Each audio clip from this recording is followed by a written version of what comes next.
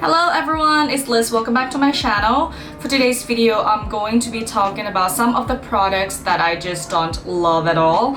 And these are some of the most hyped products. So many people rave about them, but for some reason they just don't work for me. If you like some of these products that I'm going to be mentioning, please don't get offended because we all know that there is no one product that works for everyone. If you would like to find out what these products are, let's just get into it. Let's start with something that I don't actually have with me, and that is the Too Faced Better Than Sex mascara. I find that like the wand is way too big for my eyelashes.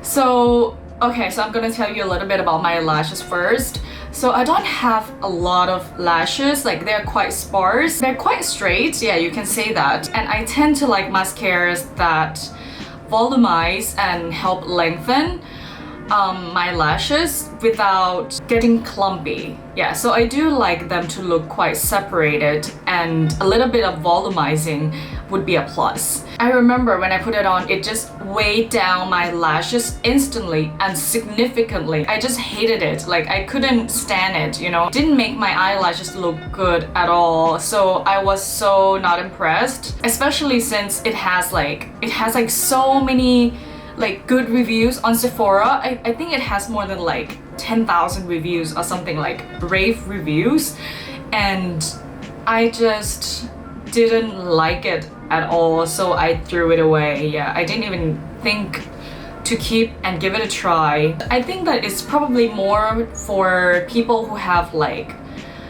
thicker lashes and naturally curly lashes, but for someone like me, it just didn't work at all. It was a no. Let's just do another mascara, and this one is also a very hyped mascara, and I'm sure you've heard of it before. It's the Lancome Monsieur Big, and I actually haven't got it that long ago, but I have given it a try enough, I guess, yeah, to know how much I do not like it. So here's the wand. It's like very thick, like very thick, like all the way. So it doesn't really taper towards like the tip. So that's why I guess it's just a little hard for me to use, since like I told you earlier that I don't have many lashes and they're not that long either. So it's very hard for me to like reach like the shorter like lashes with this big wand. And another thing that I don't like about this is that it just did nothing for my lashes. Like it didn't really separate or lengthen or volumize my lashes. It did kind of volumize, but then it was more of like clumpy and spidery, so I just was not a fan. Throughout the day, I got like smudges on my bottom lashes too, so this one is not waterproof. I don't know about their waterproof version because I know that there is another one like with the green label. That one is waterproof, but I just had a bad experience with this that I am kind of scared to try the other one. But if you have tried that one, please let me know how it performs, if it is any better than this one. But yeah, this is just not a good mascara for those of you who live in like humid climates like I do. It just doesn't work. It smudges really bad, and yeah, it did nothing for my lashes, so I know. We're going to move on to a foundation that I'm sure everyone have heard of, and that is the Giorgio Armani Luminous Silk Foundation. I know, right? Everyone seems to love this, and it seems like it's supposed to be perfect for my dry skin, right? Since it's like more luminous, it's not like matte and drying or anything like that. But the reason why I don't like this is because it just breaks up too quickly. Whenever I wear this, I find that it just doesn't last the whole day, and it breaks up maybe like into like the 3 or 4 hours mark, and that's just like unacceptable, you know. And for this high-end price, Giorgio Armani is not cheap, everyone knows that, but yeah, it's it just doesn't perform that well. Even on my dry skin, it broke up really easily, and you can see like throughout the day, you can see like areas where it disappeared. And if I sweat, oh my god, yeah, I have to tell you about that. If I sweat, it's like the worst thing, because you're gonna see like foundation running down like your face like a stream. That's just horrible, because I haven't had any other foundations that does that to me, just this one. And yeah, so for that reason I cannot use this.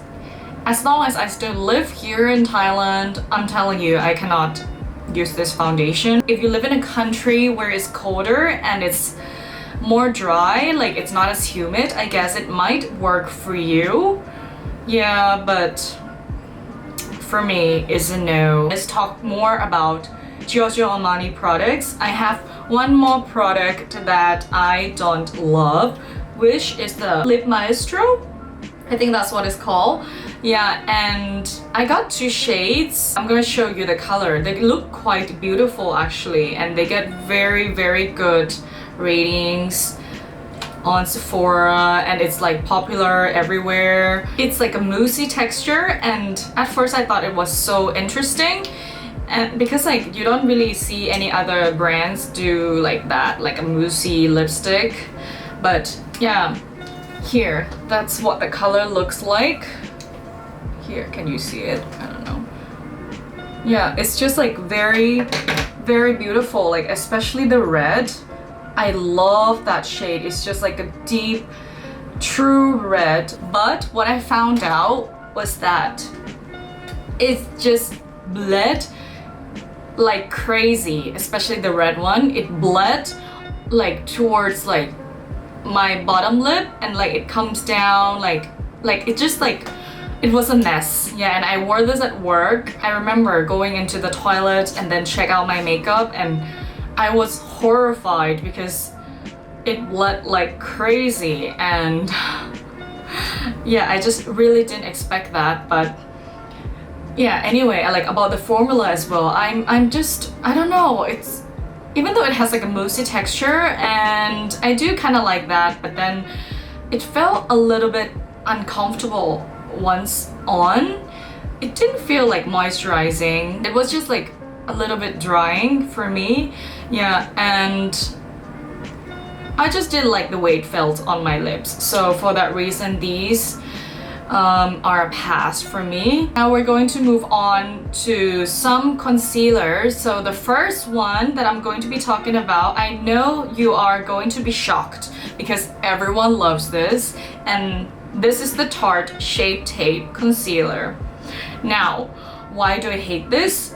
First, it's super drying. Second, it emphasizes fine lines. And third, it makes me look years older. So that's nothing good about this. Like, it doesn't work for dry skin at all. If you have dry skin, I'm telling you, stay away from this.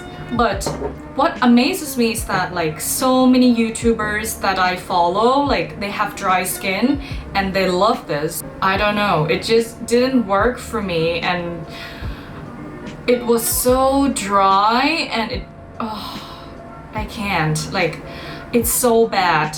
Yeah, and I don't know why so many people love this, because it really doesn't work for me at all. Like no matter how many times I tried to make it work, but I just couldn't. I couldn't. I also have another concealer that I don't love, and this one is also quite popular, and that is Too Faced Born This Way Multi-Use Sculpting Concealer. And this one, many people say that it's kind of like a dupe for the Shape Tape, but more hydrating. It has coconut water and hyaluronic acid and alpine rose, and it's supposed to make your skin look hydrated and smoother and more youthful looking. The hydrating part, I don't agree at all, because it was really hard to blend out. Like I used this earlier today. I mean, it might look fine,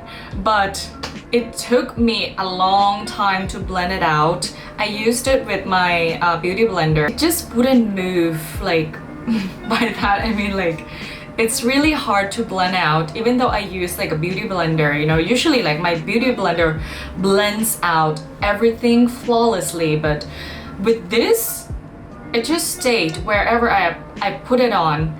It wouldn't like move around like so easily. So I guess if you have oily skin you might like this, but for someone who has like really dry skin it's just a nightmare to use. Yeah, and it made my under eye look really like blotchy, and like there are some areas that just wouldn't blend. So I'm quite disappointed because I was really hoping that this was going to be my new like holy grail concealer. As you know that my holy grail is the Nars Radiant, and I have been using that one strictly for years. I wanted to give like other concealers a try, but so far I still haven't been able to find anything that would replace my Nars. It's just the best. It's so creamy and it's so easy to blend out. It's hydrating. I still recommend that if you have dry skin. That's like my number one under eye concealer. Now we're going to talk about some blush that is also probably the most popular ever, and I'm sure everyone has heard of this. It's the Nars Orgasm blush, and I'm specifically talking about the original blush, the original Orgasm blush that they came out like a long time ago and is part of their regular line. That one, I find that it has too much like of a gold sheen, and I just don't like that. I guess I'm not into like super peachy and golden like blush and highlight products. Yeah, it just doesn't look good on my complexion. I know so many people rave about that and everyone says that it looks good on all skin tones, right? For me, in my personal opinion, I just don't like that look. Yeah, I prefer something that has a little more pink or a little more nude and not so much gold, like of a gold sheen. Yeah, I just don't like that. I prefer to go in with like another layer of highlight, yeah, instead of that being in the blush. However, they recently came out with this version. Came out with the, what is it, like their lip tint oil, which I love, by the way. I just love it so much. I believe it is limited edition, but this one, I feel like it's slightly different than the original. It has more of like a kind of like a pinky tone, so it's less peachy and it has less gold in it, which I actually really like. Yeah, so I decided to give away all of the original ones like to my sisters because they love it, but just kept this one for myself. If you still haven't owned the Nars Orgasm and you want to give it a try, I really recommend this one. Yeah, and it's also limited edition, so if you're interested, you better hurry and get it before it's gone. I have two more. So we're going to be talking about the eyebrow product first, and this one is the Anastasia Dipbrow Gel. And I was so excited when I heard that this one was coming out. Like, since I saw like the photos before it released, like I was so excited to give this a try because like I know like Anastasia makes like really nice eyebrow products, and I love like mascara, like brow mascara, so I thought that I had to give this a try. But it turns out to be one of the most high maintenance product to use. When you see like the photos like on their Instagram, when people use like another like a slanted brush and just dip the product like on the bristles and then just apply it like lightly onto their eyebrows, I just can't do that. It's just too much work for me.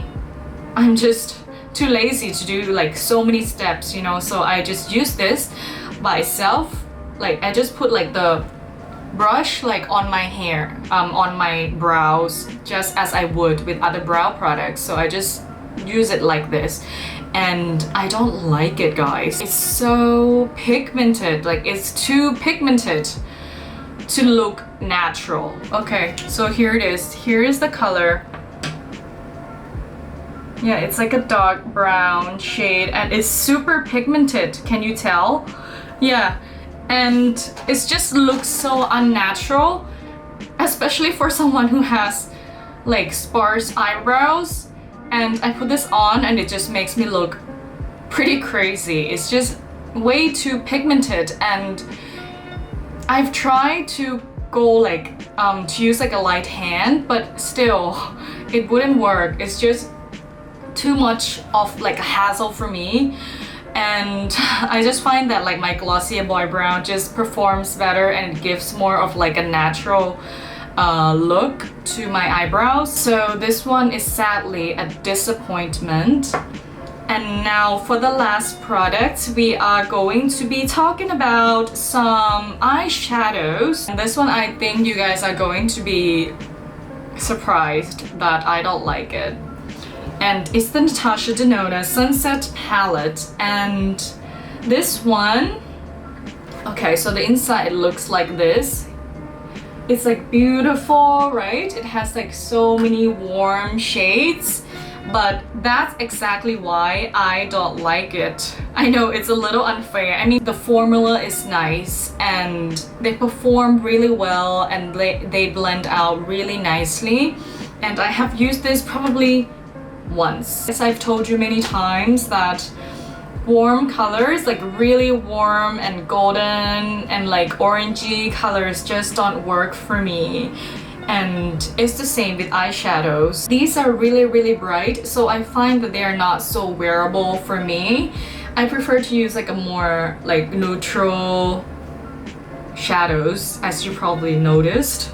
Yeah, but these are just not for me. I guess if you are into warm tones, I'm sure you will love this. The pigmentation is great, the blendability, everything, it works really well. I cannot say bad things about Natasha Denona eyeshadows. They are just really good, like out of the ones that I've tried so far, but this palette just doesn't work for me, sadly. I know, why did I get it, right? I don't know either, because like I saw so many good reviews and everyone was saying like this was the best Natasha Denona palette, so I thought, hey, I have to give it a try. Everyone says it's like the best, so of course I got it and I never used it. So that is it for this video. If you have any questions about the products that I mentioned today, please feel free to leave them in the comments below. I would be happy to answer those questions for you. If you have any products that are very hyped up and you think do not perform that well, please let me know. I would love to find out what they are. And before you leave, please don't forget to hit the subscribe button and ring the bell, and I will see you soon in the next video, guys. Bye!